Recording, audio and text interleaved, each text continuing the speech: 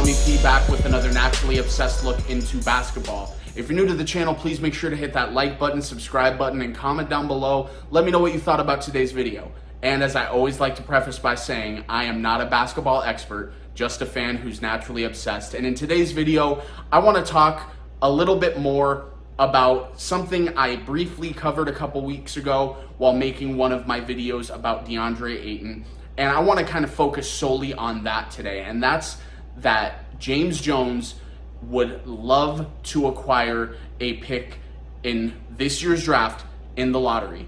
Ideally, he'd love a top 10 pick, but I think a lottery pick is more realistic than just saying a top 10 pick, because 11, 12, 13, 14, I think that's more realistic than acquiring a top 10 pick, even though I have said, and I know this for a fact, that there are teams, 3 in fact, that have had discussions with the Phoenix Suns and including one of those picks for DeAndre Ayton in a sign-in trade. Now, I've talked about these teams.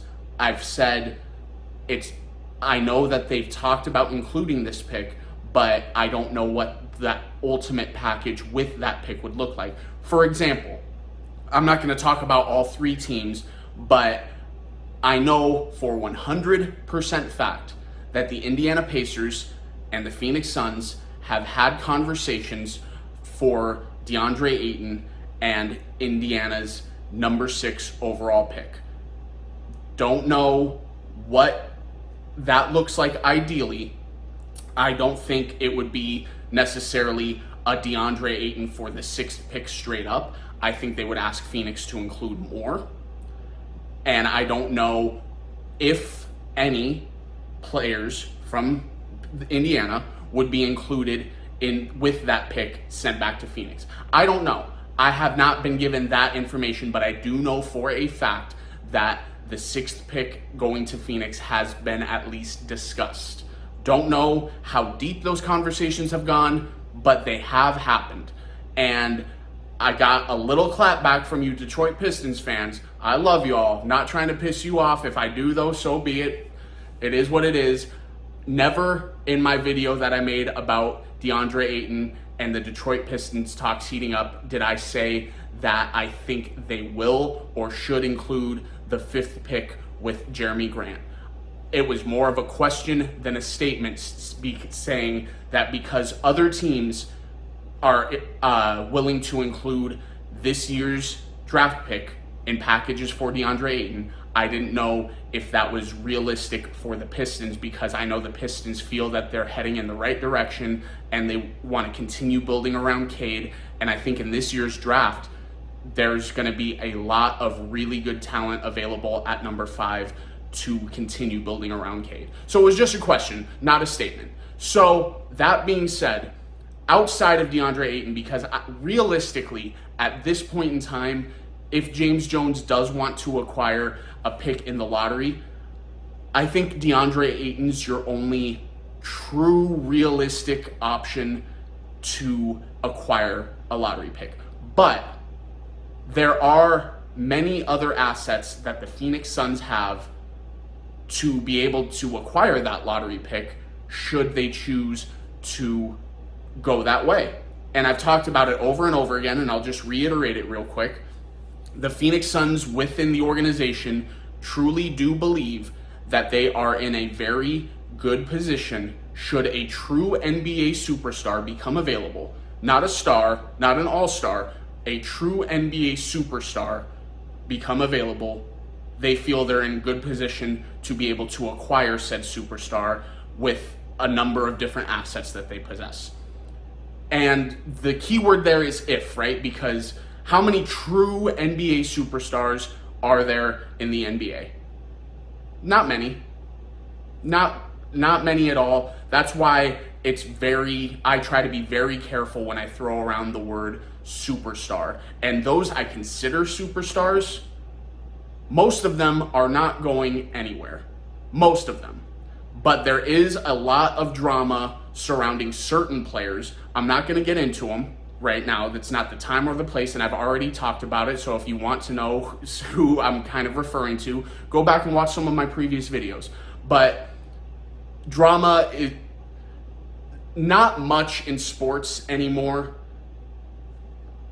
is made of drama. Drama is just noise. A lot of us like things to talk about. Some of it's legit, sure, but most of it, it's just stuff for us to talk about, really. So, excluding the superstar, if the Phoenix Suns want to acquire a pick in the top 14, a lottery pick, what kind of assets do they have? So, in conversations that I've had with my friends who work in the Phoenix Suns organization, I've been told that there is more of a market for Cam Payne and Landry Shamet than I personally originally thought. And a lot of people, when I talk about this stuff, roll their eyes saying, oh, that player's not worth it. So two things. One, who the hell are you and who the hell am I to decide and throw around the words, oh, that they're not worth it, that's too much, I wouldn't do this, I wouldn't do that. Well, I'm all about having opinions. I have my own and I share them with you right here, right now. And most of you are very outspoken and sharing in the comments down below that you disagree with what I'm saying. And I love it. I absolutely love it. I would love if we agreed, but most of you aren't like this, but some of you are, and I appreciate those of you who are. But I always try to read a difference of opinion in the comments with an open mind and try to learn from you guys, because I don't know everything about sports. Like I say in the beginning, I'm just a fan who's naturally obsessed, and I talk about my fandom with you guys, and I'm hoping you guys can share yours with me. But for me to say a player isn't worth this, a player isn't worth that, a player is worth as much as a team is willing to pay them or give up to acquire them in a trade. That's it. Plain and simple. And that's a fact. It's kind of like the housing market. A house is going for $350,000. But this person comes into my home and says, I absolutely love this home. Do you have any offers? Yes, I have this offer, this offer, this offer. Okay, well, I'll give you $410,000. My $350,000 home was just sold for $410,000. My home's worth $410,000 because someone was willing to pay that price. So that's point one. Point two, there's a reason why I'm here on my couch talking about sports. You're sitting there and you're on your couch, laying in your bed, sitting in a chair, whatever, watching a video about me talking about sports. You're either shaking your head agreeing or shaking your head saying this guy's an idiot. There's a reason we're in this position, and there are NBA GMs making these actual decisions because they see things that we don't see.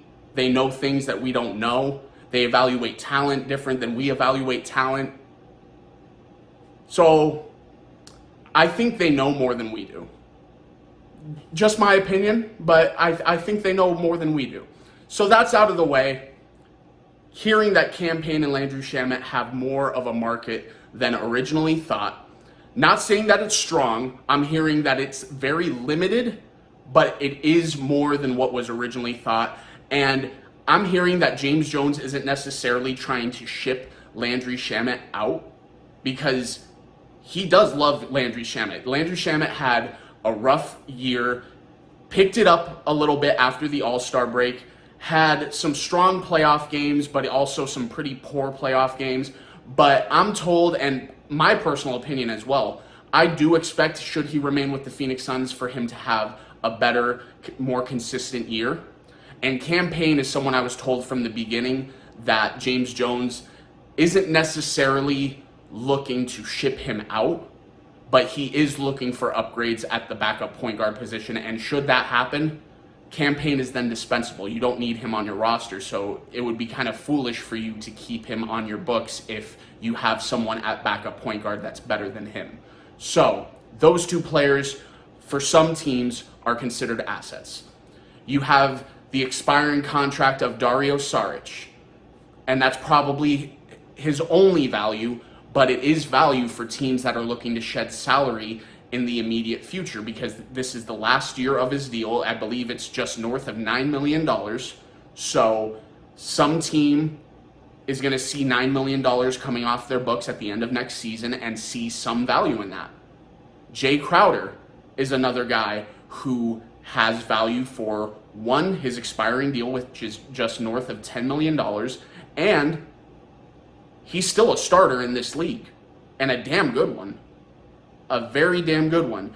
And I do believe, even though the Phoenix Suns love Jay Crowder, Monty Williams loves Jay Crowder, and he's so loved by his teammates, I truly do believe, not only because of conversations I've had, but just my personal opinion watching how these last few years have played out, the Phoenix Suns believe that Cam Johnson can be the future at power forward. They really do. Phenomenal offensive player, has some parts of the offensive game that he needs to work on, but beautiful shooting, can drive to the rim very well, very athletic, and defensively, he's gotten better each and every year he's been in the league.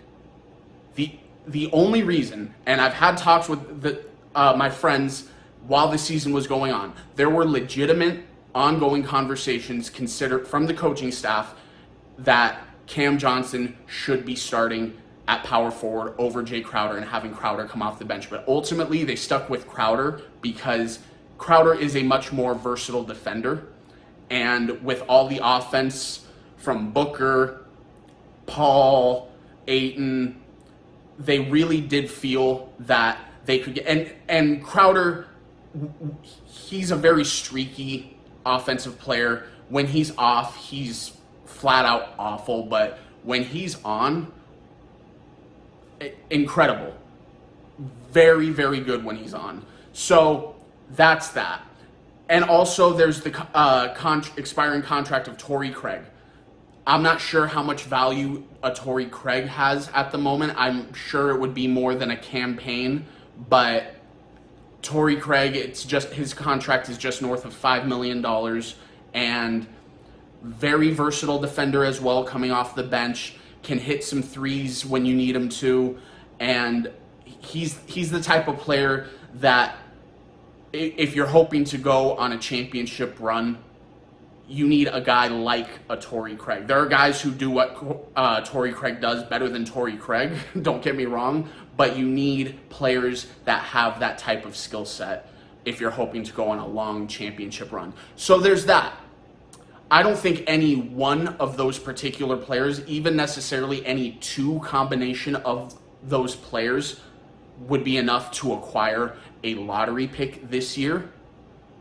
But I'm being told that James Jones is willing to package any one or two combination of players and a future first-round draft pick to move into the lottery. If you feel that you're in a championship window, which the Suns do, they definitely do. Whether or not you agree, that's a totally different thing, and I completely understand. You know, what we saw in the playoffs was very concerning. We saw a team that flat out got exposed, and I'm not going to argue if you don't feel that they're in a championship window. I totally get it. I feel that they are because I'm trying to look at bigger picture, and I know a lot of the inside stuff that they're trying to accomplish, but trying to accomplish and actually accomplishing are two different things. So that's just a fact, and we can only go off of what we know. And what we know now is this is a team that still needs a lot of work. They need more shot creation on the offense. They need more versatile defenders outside of Mikal Bridges. DeAndre Ayton was very good defensively this year for the most part, but I think you and I are both assuming that he's probably going to be playing elsewhere, whether that's from the start of this upcoming season or at some point later into the season. I think he's going to be gone.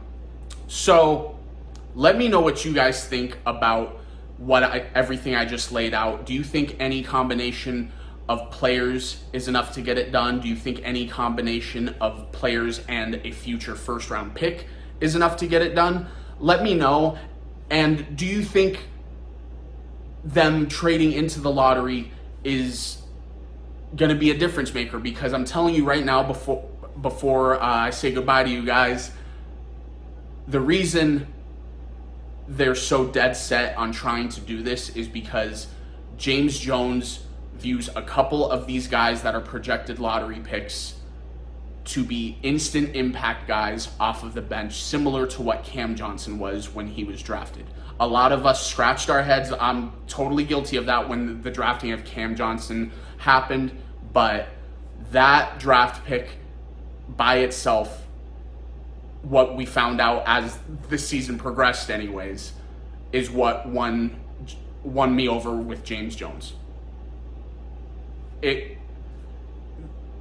How he saw that kind of value where no one else did, very impressive. And the drafting of James Jones has been very, very good.